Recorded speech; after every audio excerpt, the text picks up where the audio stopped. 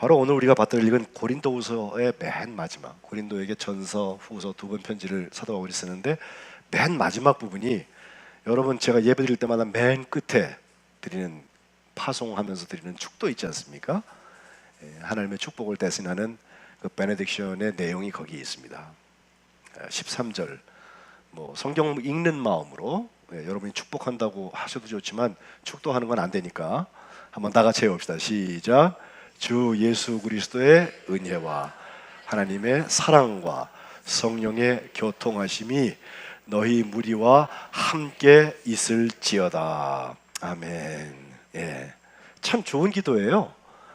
이거를, 이 축원에 대한 내용, 예수님의 은혜, 하나님의 사랑, 성령의 교통하심, 이 세 가지로 축복하는 것은 사도 바울이 고린도 교회를 향하여서 결론을 짓는 기도이기도 하고, 예수님의 주기도와 함께 우리에게 주어진 참 복된 기도문이라 생각합니다.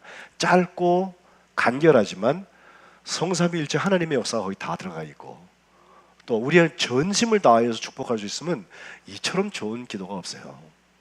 제가 안수 받을 때 이제 군목으로 가면서 86년도에 기도했던 것은, 하나님, 저는 축복하는 목사가 되길 원합니다. 사랑하는 목사가 되길 원하고, 하나님 부르시면 그때까지 사역하는 건데 언제 어딜 가든지 주님께서 축복의 통로를 열었으면 좋겠고, 그게 제가 성경을 이해하는 방법이에요.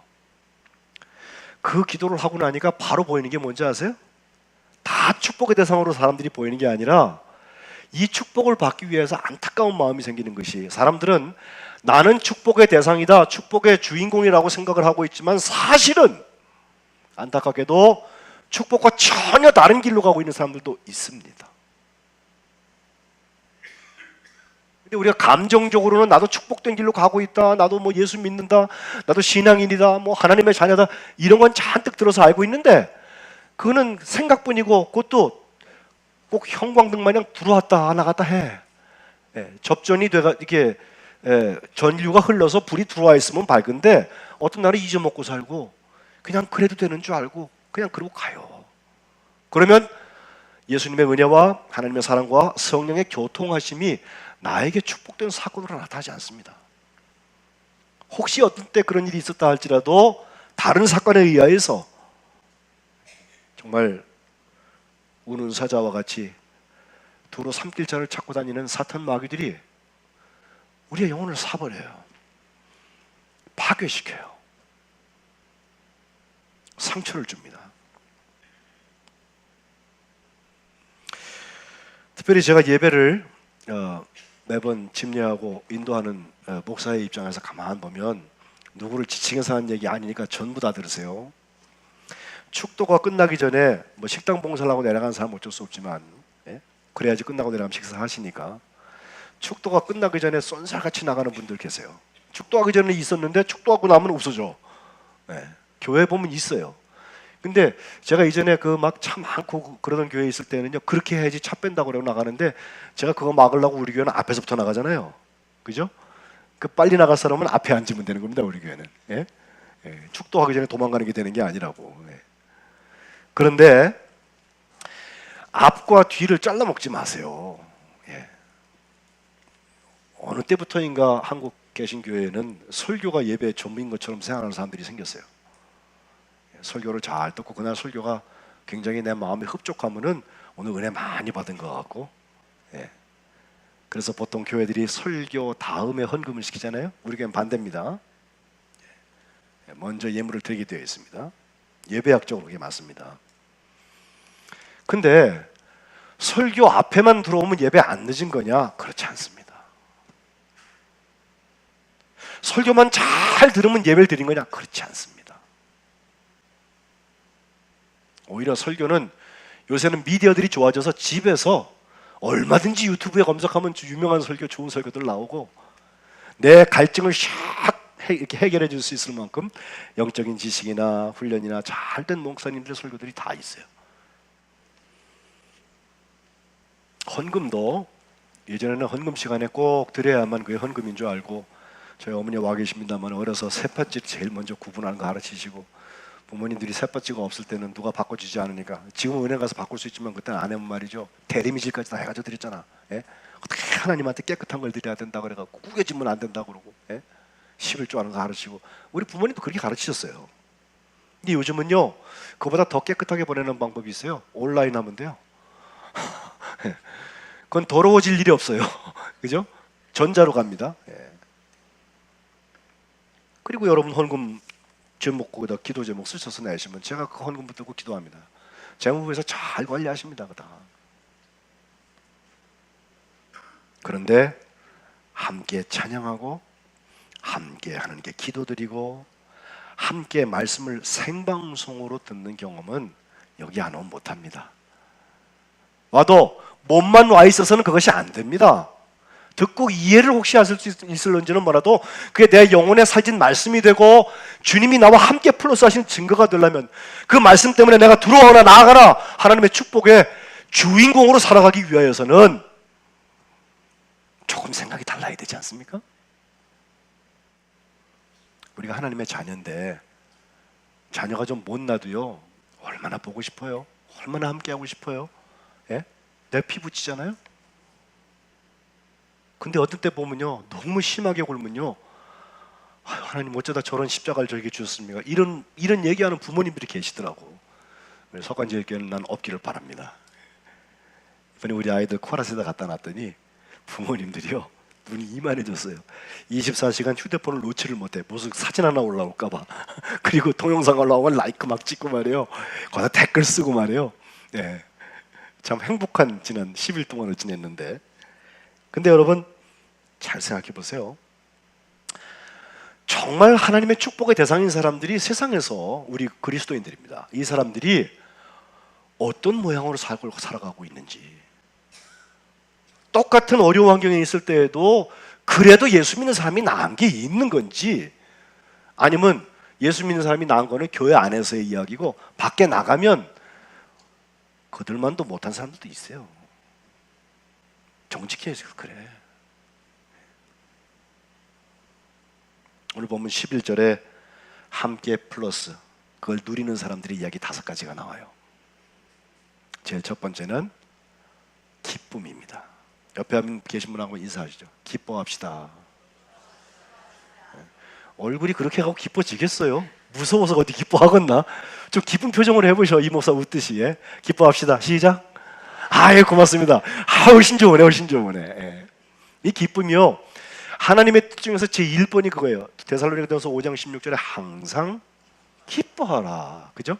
쉬지 말고 기도하라. 범사에 이는 그리스도 예수 안에서 너희를 향하신 하나님의 뜻이니라. 지지난주에 했잖아요. 다 잊어먹으셨구나 벌써. 제일 먼저 하나님 우리에게 바라시는 뜻이 있다면 항상 기뻐하는 거예요. 근데 우리에게 모든 일이 다 잘 되기 때문에만 기뻐합니까? 그건 아니죠.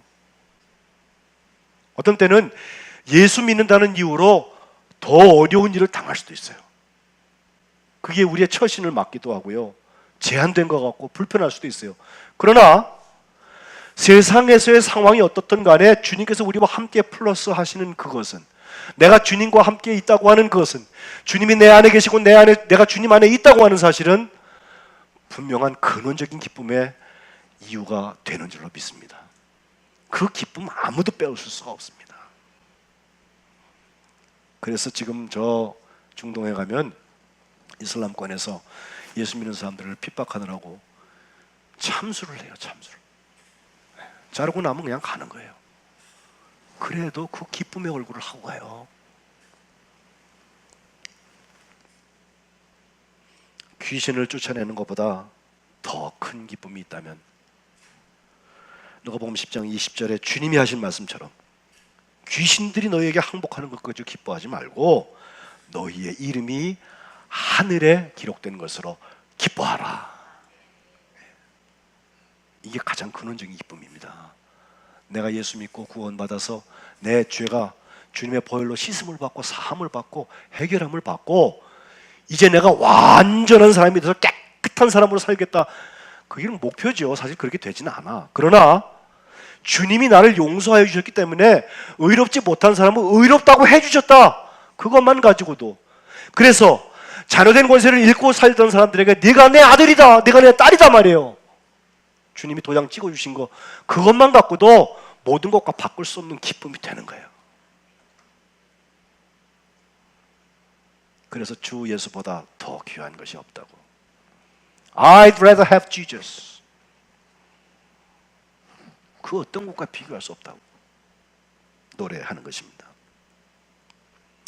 같은 이야기 같지만 누가복음 15장에는 잃었다가 찾은 세 가지 비유가 나오는데 거기 이야기에 가장 중요한 거, 뭐 99마리의 양과 한 마리 양, 9개의 드라크마와 1개의 드라크마. 한 아들은 집에 있고 한 아들은 집 나가서 탕자가 됐다가 돌아오죠. 이거 다 찾는 이야기입니다. 예? 근데 거기에 나오는 기쁨이라는 말도 오늘 11절에 나오는 기쁨과 같은 말을 쓰고 있는데, 이 기쁨에서 가장 중요한 이야기는 제가 보기엔 그래요. 양 한 마리, 사실 우리가 뭐 원리로 얘기하면 1%라고도 말할 수 있잖아요. 99대 1이니까. 또 드라크마는 10 드라크마 중에서 한 드라크마라고 그러니까 10%라고도 말할 수 있는데, 이 비율로 보아도 둘 중에 하나는 정말 반을 잃어버리는 거 아니에요? 근데 그게 어떻게 신통방통 거짓골이 됐지만 돌아왔단 말이에요. 그러니 아버지가 볼 때, 주인이 볼 때에는 다른 거 잃어버린 것과 어디 비교할 수 없어요. 그리고 그가 내 아들이에요. 돌아오기만 하면 아들의 권세를 회복을 시켜주시는 게 아버지예요. 그래서 예수님이 하셨던 그 많은 비유 중에서 이 아버지가 둘째 나갔던 자식이 돌아오는 것을 받아들여 주시고 회복시켜 주시는 그 비유는 백미, 최고의 비유라고 우리가 얘기하는 거예요. 여기에 대입되지 않는 사람이 없습니다. 아무리 성자라 해도 죄를 회개하고 보면 내가 탕자였구나, 그거 알게 돼요. 다만 돌아온 탕자는 다시 집 나가면 안 됩니다. 습관적으로 가출하는 사람 있죠? 그건 회개한 사람 아니에요.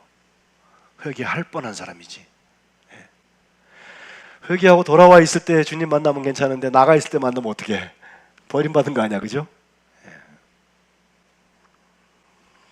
근데 그 아들의 비유에서 우리가 특별히 관심 가지고 보는 거 하나는 큰아들의 반응이죠. 큰아들이 말이에요, 아버지 두 아들 중에서 동생이 집 나가가지고서는 동생 목까지 다 아버지한테 순종하고 열심히 일했고 그랬어요. 성실한 사람이에요. 그 사람 나쁜 사람이라고 말하면 안 됩니다. 근데 어느 날 갑자기 아버지 재산을 들고 나갔던 저 아주 왼수 같은 놈이 그냥 거짓골을 하고 돌아왔는데, 아버지가 묻지도 않고 따지지도 않고 다시 아들을 복권해 주는 거예요. 공평으로 얘기하면 말도 안 되는 얘기지. 그죠? 근데 아버지의 마음은 어떻습니까? 아버지, 여기 중심은 아버지의 마음이 있거든요. 그래, 아버지한테가 대드는 거예요. 아버지, 내가 아버지 말씀 내가 한 번도 어긴 적도 없는데 나를 위해서는 잔치는커녕 친구들하고 놀라고 뭐 이런 거 안 해주셨는데 아버지 걸 다 갖다 망가뜨린 저 녀석이 돌아왔는데 어떻게 아버지 잔치를 저렇게 크게 벌려주고 다시 그것을 복권해 주실 수 있습니까? 라고 묻는 거예요. 근데 그때 아버지가 하는 말이 기가 막힌 얘기예요. 누가복음 15장 31절. 아버지 마음 가지고 한번 같이 읽어봅시다. 시작.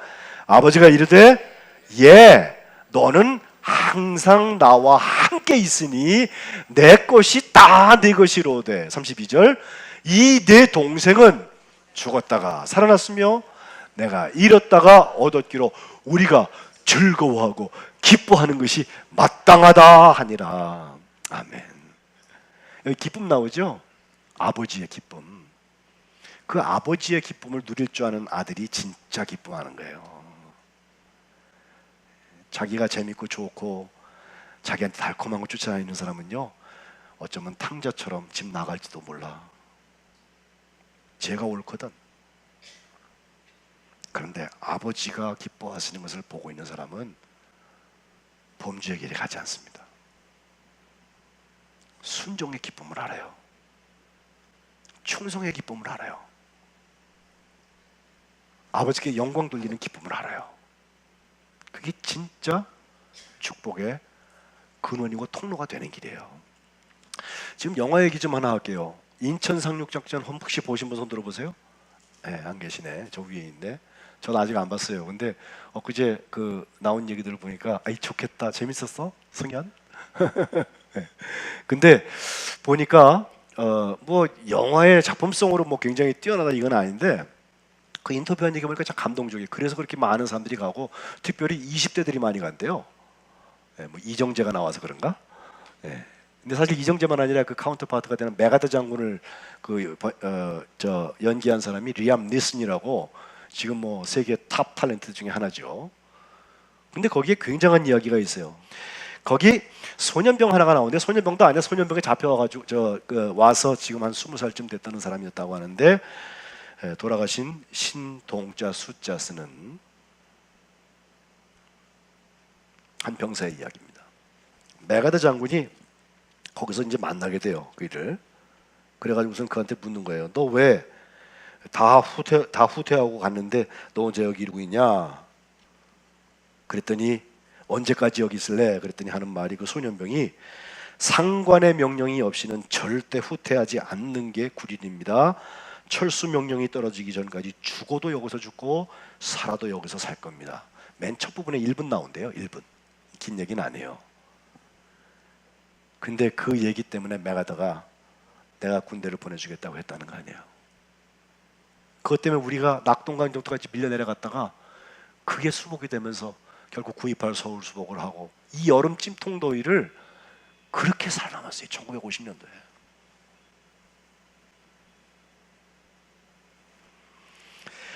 그분의 부인 되시는 두 월순 할머니가 아직 살아계세요. 82세인데 우리 강 권사님, 유선자 권사님 사시는 고동네야. 지난 8월 4일 날 지난 주간에 그 이정재라는 그 배우가 그 할머니 그 병원에서 만났대요. 일부러 찾아가가지고. 왜냐하면 그 할머니가 그 영화를 이렇게 보고서 내 남편은 먼저 갔지만 같이 봤으면 참 좋았을 걸. 그러면서 비디오 좀 하나 구할 수 없나. 그래갖고 이정재가 직접 들고 갔어요. 네.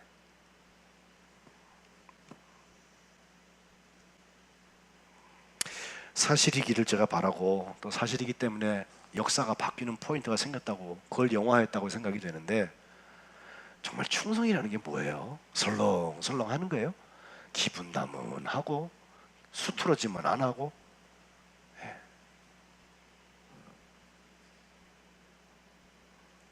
아버지의 명령을 거역한 적이 없거늘 그 가져 안 돼요. 시키는 것만 하는 것은 충성이 아니에요. 아버지의 기쁨이 나의 기쁨입니다. 그러면 돼요. 아버지 싫어하시는 거 안 할 줄 알고 아버지 기뻐하시는 거는 더 열심히 할 수 있잖아요. 저는 우리 석관제일교회가 하나님 주시는 이러한 근원적인 기쁨들이 회복되시기를 주님의 이름으로 축복합니다. 그것이 함께 플러스의 사람들이 누릴 수 있는 특권이에요. 두 번째는 온전하게 됨에 대한 이야기를 하는데 마태복음 5장 48절에 보면 한번 같이 읽어요. 마태복음 5장 48 시작. 그러므로 하늘에 계신 너희 아버지의 온전하심과 같이 너희도 온전하라. 아멘. 아멘. 우리가 완벽할 수는 없어요. 그러나 하나님의 자녀면 하나님을 닮아야지. 하나님의 성품을 닮으려는 노력도 없는데 어떻게 아버지 아들을 얘기할 수 있어요? 예? 발가락이라도 닮아야지. 예. 근데 하나님의 성품 중에 온전하심이 있어요. 이 온전하다는 말의 뜻은 텔레오스라는 말을 쓰기도 하고 또 헬라어로 카타르티조라는 말을 쓰기도 하는데 그 온전하다는 뜻은 무엇이 충분히 다 도달했다. 어떤 목적에 이렇게 채워졌다. 그런 뜻을 가지고 있어요. 텔레오스라는 말은. 그러니까 무흠하고 무결점하고 가만히 있으면 괜찮은 그런 상태를 말하는 게 아니라 땀 흘리고 애쓰고 눈물 흘려가지고 자꾸 그 분량까지 채우는 거예요. 목적까지 가는 거예요. 예?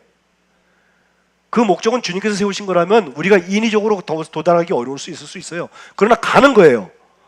가다 보면 우리가 간 것보다 주님께서 옮겨놓으신 게 훨씬 많아요. 그리스도의 장성한 분량에 이르기까지 우리가 매일 자라난다고 하는 게 바로 그것입니다. 우리 부모들이 아이들 키우기 위해서 애쓰잖아요. 제가 동영상 하나 보여드릴게요. 우리 코락 갔다 온 얘기 좀 보세요.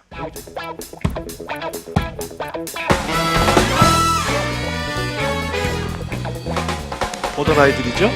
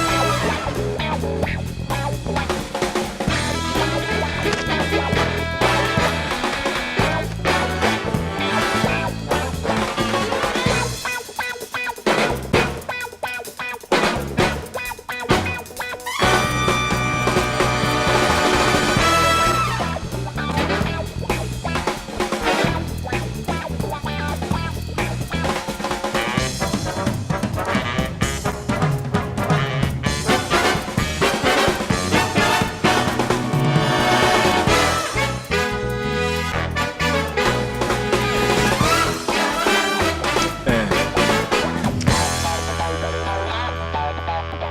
박수 한번 치시죠. 기분 나쁘세요, 여러분? 네. 제가 저한테 지금 받은 건 아니고 우리 아이들 애쓰신 분들을 위해서 여러분 치셨는데, 제가 와서 8년 반 동안에 처음 경험한 건데, 제가 이렇게 뒤져보니까 아이들을 15명씩 때로 저 외국에 데리고 나가서 저 요만한 아이들, 그거는 우리 교회 역사상 처음인 것 같아요. 이번에 참 애도 많이 쓰셨어요. 그 목청이 튼튼한 임혜진 목사님이 목이 쉬어갖고 왔더라니까. 저 애들이 그 단체 생활을 통제받는 일을 이렇게 익숙한 애들이 아니라서 더러 뭐 기물을 좀 부시기도 하고 그리고 말을 안 듣는데 선생님이 영어만 쓰라고 그러니까 더 미치는 거지 애들이. 그죠? 예. 그러면서도 나중에 물론 한국말로 하는 시간도 있었고 저녁에 큐티 같은 걸 그렇게 했는데 기도를 배우고 아이들이 일기를 써놨는데요. 그냥 그 일기 속에 투박한 말들 속에 하나님이 함께 플러스 하신 친구들이 막 있더라고. 오늘 선교사님한테 기도 배워서 좋았어요, 뭐 이런 거 있죠? 고마웠어요. 그리고 올라온 동영상들을 다 보니까 그 중에서 제가 아주 쇼킹하는 게 있었는데 그 효과가 오늘 나타났어요. 내려갔더니 아연이가 걸레를 들고 다녀요. 천하의 김아연이가 걸레를 들고 다녀요. 그래서 걸레, 너 왜 네 손에 걸레가 있냐? 그랬더니 목사님 이렇게 장난치더라고. 네? 하루 우리 남자아이들 청소하라고 그랬더니요, 알코올 솜으로 자기들 있던 걸 싹 닦고 이러는데 윤수는 빗자 들고 왔다 갔다 거리고 말이죠. 예? 예. 우리 아이들을 언제 저런 건 가르칩니까? 근데 교회가 막 물량 공세를 해서 이렇게 뭐 막 주는 것만 다 한다고 그래요. 그들이 좋은 사람 되나? 그렇지 않습니다. 오히려 헌신하는 걸 배우고 이 프로그램이 되기 위해서 얼마나 많은 사람들이 뒤에서 정말 땀 흘리고 기도하고 섬기고 헌신하고 그게 모여져서 되는 거 아니에요. 남의 속도 모르고 갔던 아이들이 돌아오는 날 그래요. 목사님 또 해요. 엄마들도 제 큰애만 갔으니까 둘째 아이도 다음번에 가야 되는데 언제 가요? 이러고 물으시고. 제가 기도하는 것은 그 기쁨과 함께, 세상의 기쁨 아니고 정말 근원적인 기쁨과 함께 이 아이들이 이렇게 해서 매일 온전하게 자라났으면, 그때 배운 하나님 나라의 법칙들, 서로를 위해서 양보도 할 줄 알고 들을 줄도 알고, 예? 듣는 것부터 하지 않으면 나 정말 못 배웁니다. 예? 그래야 따라하지. 참 귀한 기회가 됐어요. 온전에 이르기 위해서 우리가 매일매일 거룩해지는 하나님의 자녀들이 다 되시기를 주님의 이름으로 축복합니다. 예배 시작에 야고보서 1장에 있는 말씀을 읽었는데, 혹시 우리가 살면서 여러 가지 시험을 당할 수 있어요. 그러나 시험을 당할 때에도 1장 2절에 온전히 기쁘게 여기라 그랬습니다. 온전함과 기쁨의 역사가 함께 있어요. 아니 시험이 왔는데 목사님 무슨 기쁨이 있겠어요? 항상 기뻐하라, 쉬지 말고 기도하라, 범사에 감사하라. 이게 하나님의 뜻이라는 것은 여기서 나타납니다. 온전히 기쁘게 여기는 것은 이유가 있어요. 너희 믿음의 시련이 아프지만 그 시련이 인내를 만들어낼 줄 너희가 알지 않냐. 시련 받고 있는 동안에, 연단 받고 있는 동안에 우리가 인내할 수 있지 않냐 말이죠. 그러니까 연단 받는 중에 짜증내고 불평하는 사람들은 다 깨박치는 거야. 하나님의 기회인 줄 알고 부모가 자녀를 위해서 매를 치면 맞는 거죠. 어떡하겠어요? 그러면서 인내를 온전히 이루라. 이는 너희로 온전하고 구비하여서 조금도 부족함이 없게 하려 함이라. 저는 이걸 제 딸을 키워보면서 알겠어요. 제가 많이 갖고 있지는 않은데 저 있는 건 다 주고 싶어. 걔만 보면. 예? 칼만 안 들었지 강도야 진짜. 딸내미가 그렇다며요. 예? 그냥 가져가면 고마워. 예. 다 주고 싶어요. 하나님이 우리를 보고 그러실 거예요. 하나님이 뭐 궁핍해갖고 우리한테 뭐 주고 못 주고 이런 게 있어요? 그렇지 않습니다. 내가 자식 노릇을 안 하는 거지. 하나님의 온전하심처럼 우리가 온전한 삶으로 매일 변화되시기를 주님의 이름으로 축복합니다. 세 번째는 위로받음에 대한 이야기입니다. 함께 플러스를 누리는 사람들, 그 사람들은 위로받음의 대상이 됩니다.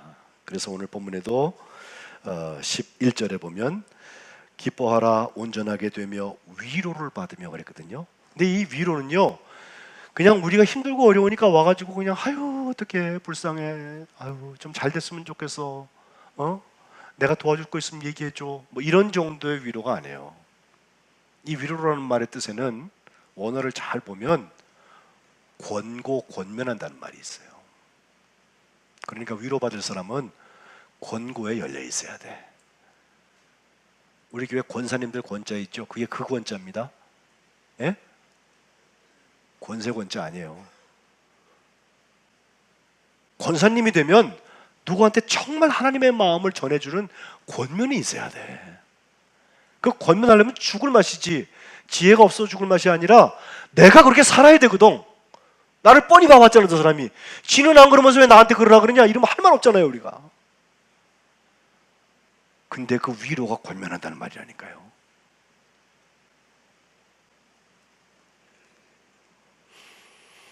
위로자 중에서 위로자 바나바라는 사람을 우리가 알고 있습니다. 사울이 변화되어서 바울이 되는 과정에 가장 중요한 역할을 했던 사람이죠. 사도행전 11장 23절에 보면 바나바가 거기 와서 보니까 하나님의 은혜를 보고 그 은혜 때문에 너무 기뻐해서 모든 사람들한테 굳건한 마음으로 주와 함께 머물러 있으십시오라고 권했다고 그랬는데, 그 권한 게 바로 위로입니다. 얼마나 아파, 얼마나 힘들어. 립 서비스, 말로 하는 거 있죠? 그거 말고, 말로는 아플 수 있어요 이 말이. 그러나 정말 양약은 쓴 거예요. 그 권면 듣고 나의 삶이 바뀌고, 그 권면 듣고 하나님이 나와 함께 플러스 하신 역사가 일어날 수만 있다면 더 힘든 것도 자처해야 맞지. 더 처절하게 내려가고 더 기도할 수 있어야 맞지. 거울도 보지 않는 사람이나 나를 모르는 사람이 나를 주장하기에는 아직 은혜의 길 가지 못하고 있는 겁니다.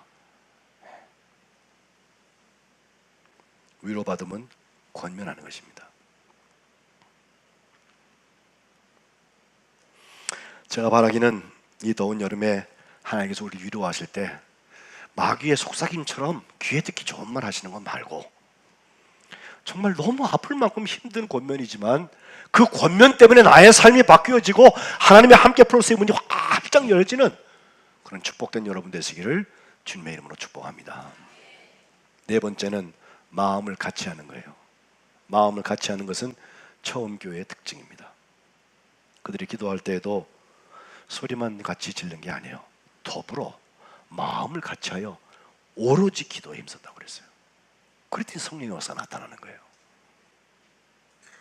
마음이 분열된 사람들 사이에는 성령의 역사가 일어나가도 말아. 일어나려고 하다가도 말아. 또 어떤 때 영광이 안 돼. 하나님께 덕이 안 돼요.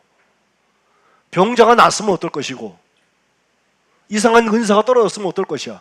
그걸 통해서 하나님께서 기뻐하시는 일들의 열매들이 자꾸 나타나야 되는데, 그 중에 하나가 마지막 5번째 평안함입니다. 우리는 샬롬 샬롬 하죠. 예? 어떨 때 보면 샬롬에 샬자도 모르는 사람이 샬롬에 제가 보면 언제 평안해 봤어요? 제가 물어보면 속에서 물들 끓고 있는데 밖으로 입만 샬롬. 그 마지막 다섯 번째 샬롬이라는 거 에이레라는 말도 가만 보면요, 그게요 성경의 다른 예를 보면 화목한다는 말이에요. 화목한다는 말. 예? 평화는 전쟁이 없는 게 평화가 아니라 적극적으로 화목하는 거예요. 용서하는 거예요. 또 용서받는 거예요. 용서하라 그러니까 자기가 다 용서할 거 없나, 남들 너 잘못한 거 없나 이것만 찾고 있어. 천만에 내가 용서받을 것부터 용서받는 것이, 그것이 화목의 첫걸음입니다. 미안했다, 잘못했다, 이걸 못하는 사람이 어떻게 남이 나한테 잘못했다고 말해주길 기다려요?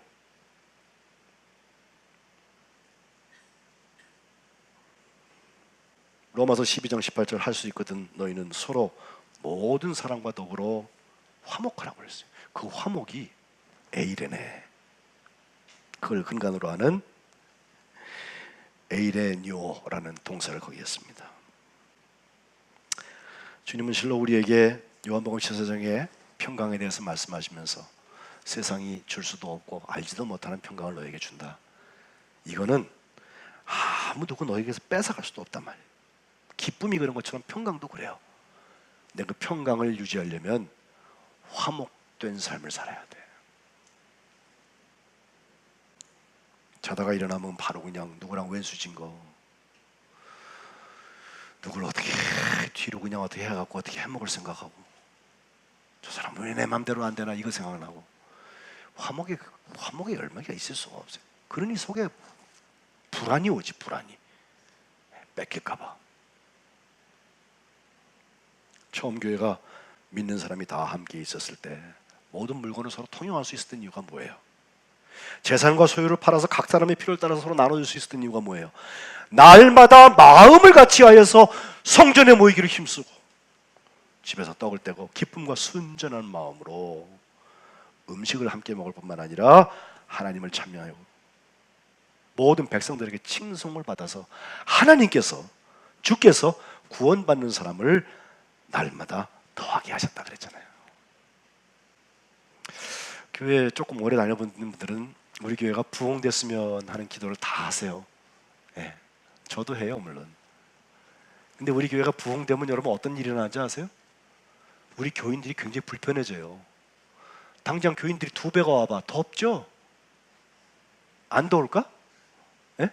교회가 갑자기 배가가 돼서 우리 교회가 어느 주일에 그럼 막 자동차 세울 데 없지, 막 덥지. 그냥 지금 그렇지 않아도 그게 샘플이 어디서 나타나냐면 요 아래층에서 지금 소예배실에서 있어요. 거기 교회 학교 아이들이 2배가 됐어요 갑자기. 그러니까 고아원 같아. 제가 가보면 막 그냥 지난주에 조용하더라. 애들이 코라세가 있어가지고. 예? 응. 우리 그 준비 하고서 기도하십니까 여러분? 교회가 부흥되게 하옵소서. 예? 내 자리 내줄 준비가 돼 있으세요 여러분? 거짓말이지 그럼. 그런데 부흥은 고사하고라도 이 화목과 평안함에서부터 열쇠를 찾으세요. 그거 하나만 열려도 손가락질 받지 않습니다. 그게 닫혀 있으면 사람이 때로 모이면 뭐 할 거야? 주님 쓰시지도 않는데. 석관지역교회가 43개 섬김뿐만 아니라 뭐 빵집을 보내고 여러 가지 한다고 하니까 석관교회는 선교를 많이 하시네요 그래요. 저는 그렇게 생각하지 않습니다. 우리 교우들이 선교회 눈분들이 열려져 가지고 주님 쓰실 때 마음대로 쓰임 받았으면 좋겠어요. 우리 아이들 그렇게 키우세요. 오늘 여러분 주보 칼럼에 보면 우리 김경모 선교사님이 지금 8월 8일 내일 계약을 해야 되는데 계약하기 전에 필요한 것들 있어가지고 여기 물품 목록 해놨네. 학생용 책걸상 40세트 하는데 세트당 65,000원이래. 우리 아이들 부시고 온 아이들이 있거든요. 집에 가서 물어보셔. 너 뭐 부셨냐 물어보고 갑절을 해놔. 좀 그래야 양심이 있는 거 아니야? 교회한테 배상하라 그러면 안 돼요 여러분 이런 건. 근데 변상의 차원이 아니라 쓰임 받으세요. 이거 얼마나 기쁜 일인지 아세요? 그 책상에 내가 드렸던 그 책상에 앉은 아이가 나중에 거기서 대통령이 나오면 어떡할 거예요, 여러분? 예? 그걸 누가 알아요? 그렇지 않아도 거기 제일 잘 사는 아이들이 거기서 공부하고 있는데 칠판 두 개는 18만 원씩이라고 그러고요. 점점 비싸지나? 그러네. 에어컨은 굉장히 더 비싸네. 여러 사람이 같이 해도 되고 속회가 해도 되고. 예? 기도해 보세요. 주님 주시는 마음대로 하세요. 그것도 순종 못하면서 뭘 무슨 온전함이고 무슨 화평이고 무슨 한 마음을 품고 할 수 있어요. 우리한테 이거 하라는 건 아니에요. 선교사님은. 여러분 기도해 보세요. 주님 마음 주실 거예요. 순종하고 감당하시면 주님께서 기뻐하시고 함께 플러스의 역사를 이루실 줄로 믿습니다. 우리 교회가 들어가며 나아가며 하나님의 축복의 주인공들이 되시기를 주님의 이름으로 축복합니다. 다 같이 소리내서 함께 기도합시다.